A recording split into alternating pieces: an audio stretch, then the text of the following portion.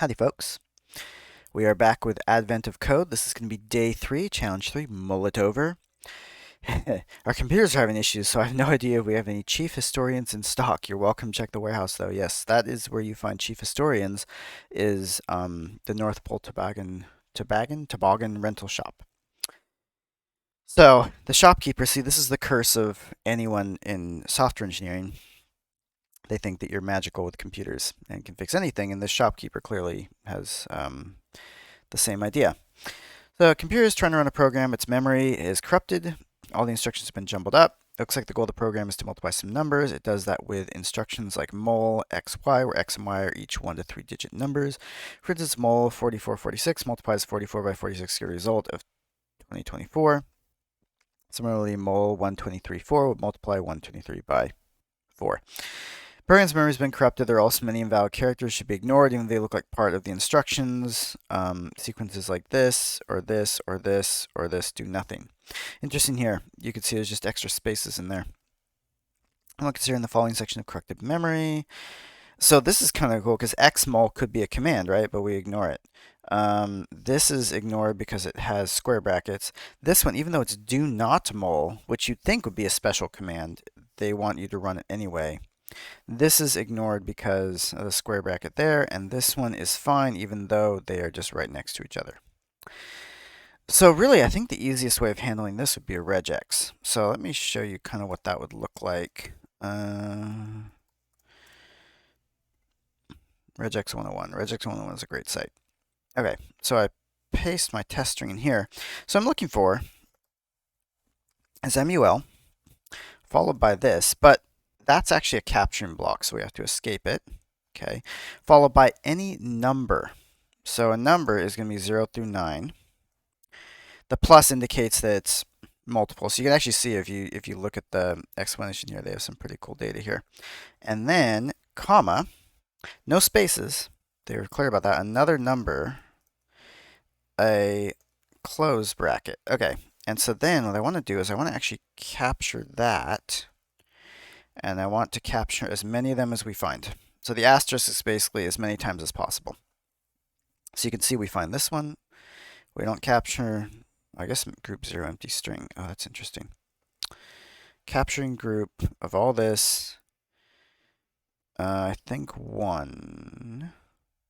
Yeah, I think that'll work actually, because if I do 0, you can see it gives us all this empty group. So let's just actually just do this. Let's just get 1. And it's non-greedy, so this should be fine. If I had multiple, these actually might show up as the same group. So you see match 3. They end up as the same group, but if you actually tell it to just allow one of them, then these get separate groups, which is what we want. So what I'm going to do is I'm going to grab this expression. You can see these are the flags on the end. Global and multi-line. Global is important. If you turn off global, you're just going to get the first match. The global tells it if you find a match to this, keep going. Don't just stop. Yeah. All right. So let's just see. Let's go in here.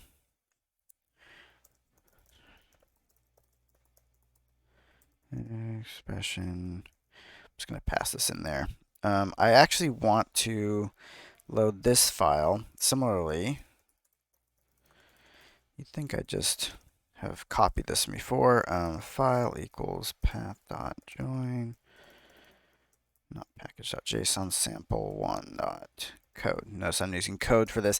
The extension doesn't really matter. I just think it's kind of a cute thing to do because it's actually code. Okay, so now let's read in all of our string.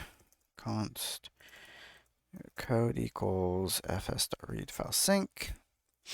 And now we're going to pass it through the regex. Matches equals code dot match all, because matches, just regular matches, will only, like just code dot match will only match the first one again.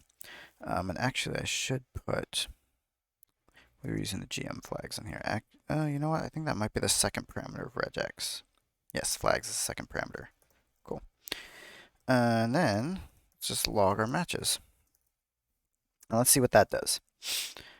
This is like most of the work right there, right? Okay. 1. That's not very helpful. Regex string iterator. Okay, fine. Matches. Let's see, because it is an iterator. No, I've actually worked with this before. Match all. What does this return? Okay, this returns a regex string iterator. You know what? Let's just do this then. I don't actually know how to deal with that. So what I'm going to do equal array.from. Array.from will usually take anything that's iteratable and turn it into an array, which makes it a little bit easier to deal with. Okay, it's empty. Okay, what if I just do a regular match then? It's not iteratable. Okay. I might actually have to look up how to iterate over one of these things. Oh, it's null. Oh, it didn't match at all, huh?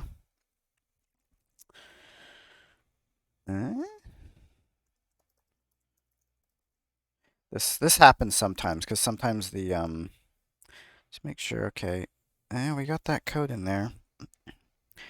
Didn't match at all. Huh. Okay. Wow, that's really interesting. String up match matcher. We're passing our regex. That's totally fine. And definitely we got up here that's matching. You know what? I wonder if I'm in the wrong. I'm in PHP. That's why. Okay, so let's try going to JavaScript. That's still fine. Huh. I mean, multi-line part doesn't matter too much. Sometimes the language will matter here. But function match substitution, that's fine. It's definitely giving me a null. This string object source matching and array returning results of that search are null if no matches are found. And we got our regular expression in here. You know what? Maybe I'll just try this as a standard regex because JavaScript does actually support these straight in here like that. Let's see what that gives us. Okay, there we go. So yeah, I don't know why it wasn't handling the regex object properly. I'm not completely sure how to handle how that works in Java. Like sometimes it works, sometimes it doesn't. But there we go. There's our 4, which is what we want. Okay, so now what we can do here, I wonder if we could do an inner capturing group on these.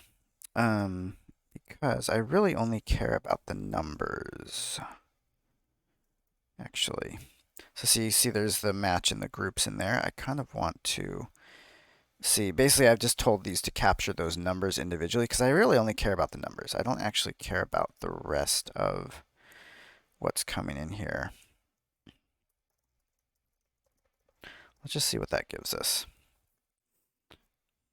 No, it doesn't work. Matches. Okay. Yeah, I guess this isn't sophisticated enough. I wonder if I do match all of that. Oh, there we go. Okay, so see how match all actually gets, it gets those individual groups. Okay, so that's actually what I want then. So then, cool. You know what? Let's do this.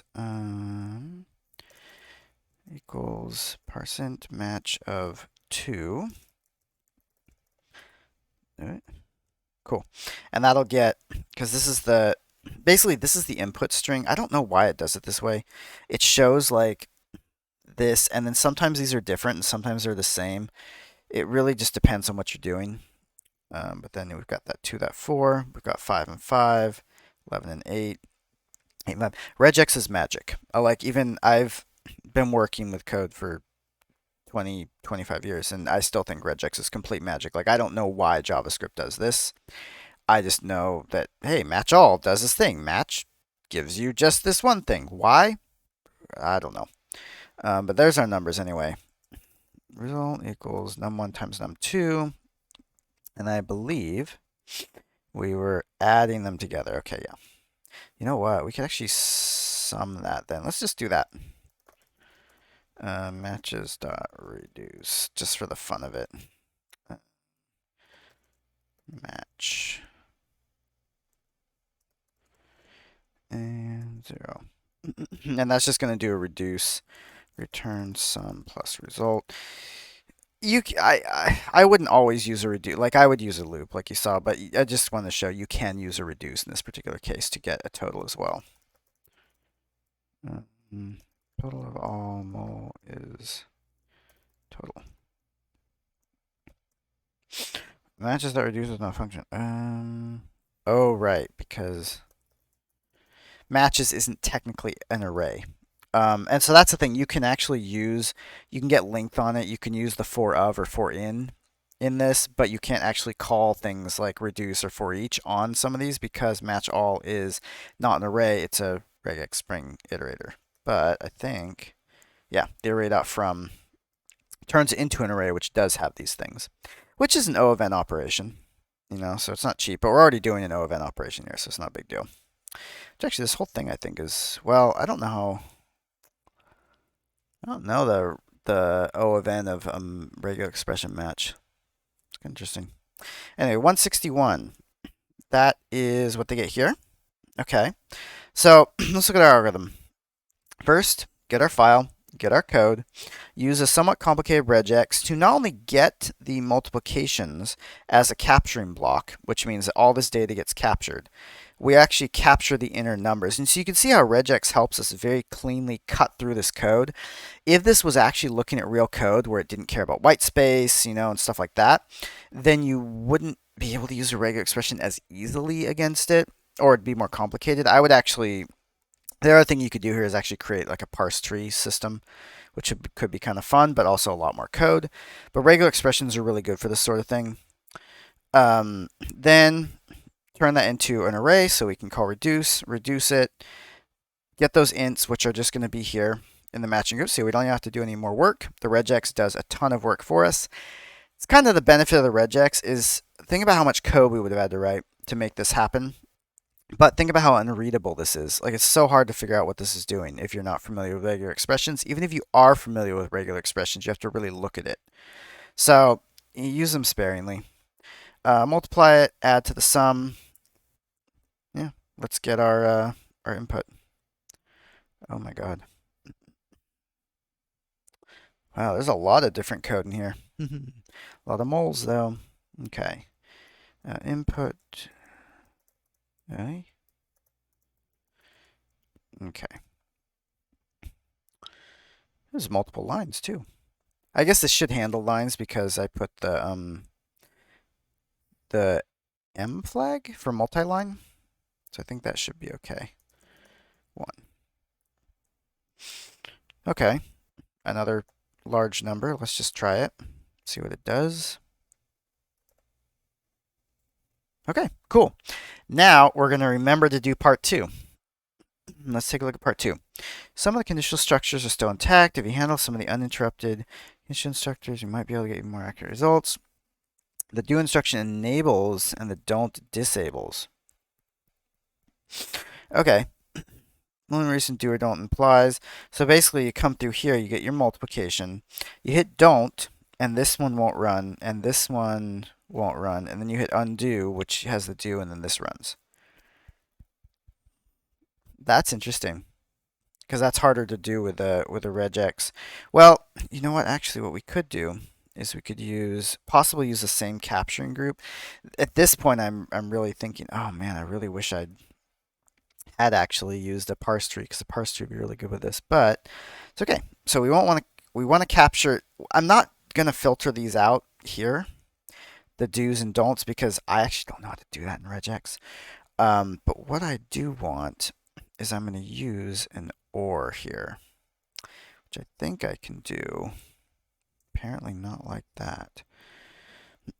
So I can put an or, okay, do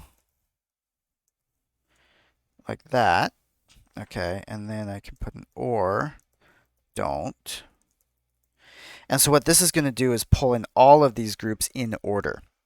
So what we need to do now is when we get this regex, we're actually going to look at them and say, okay, are you this? Are you this? If so, take various actions on it.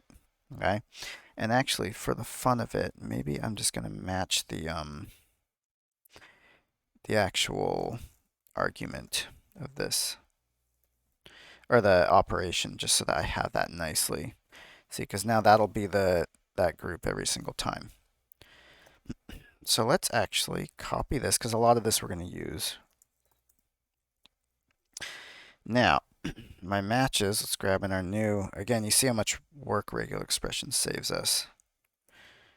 GM, and now console log matches, and I don't want to actually continue until we take a look at this.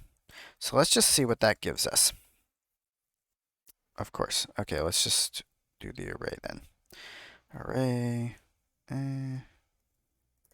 just going to put it here.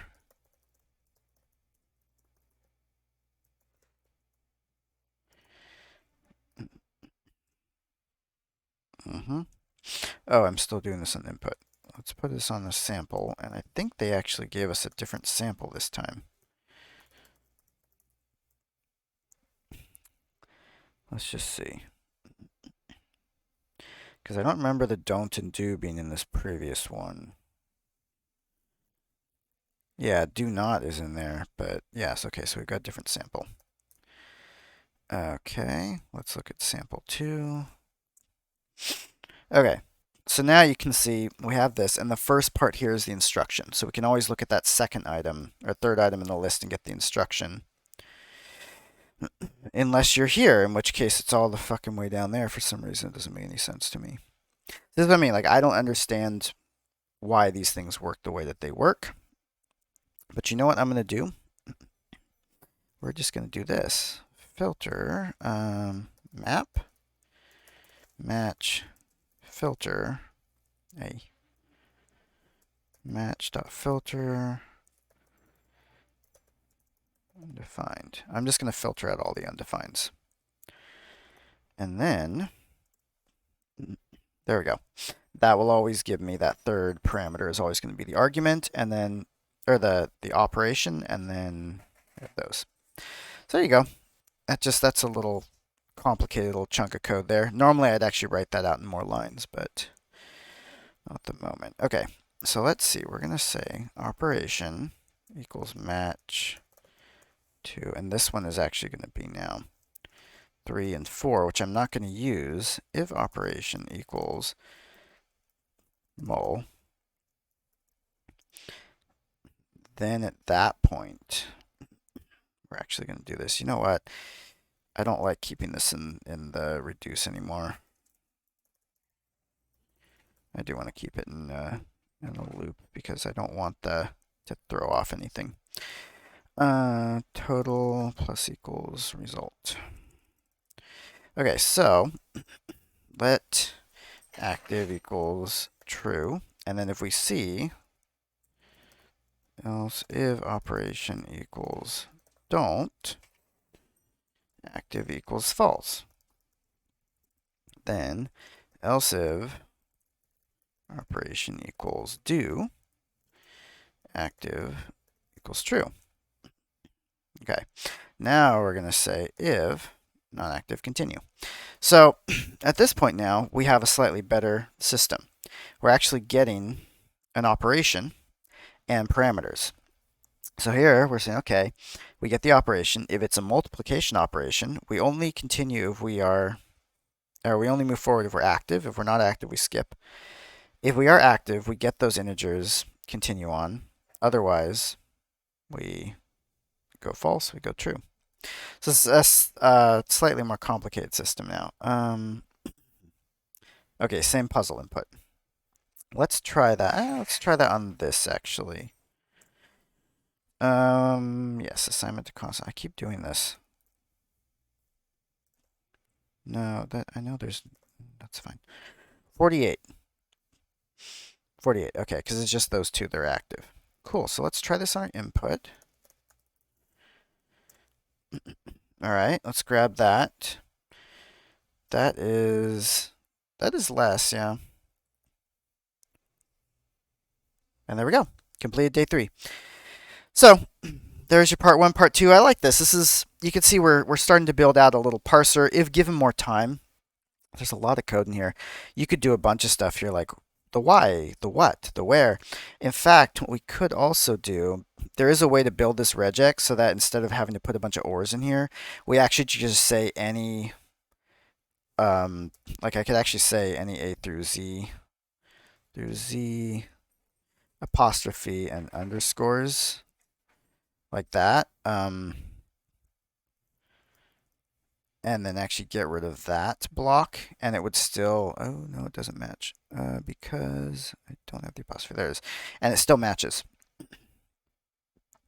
But it matches a bunch of other stuff too.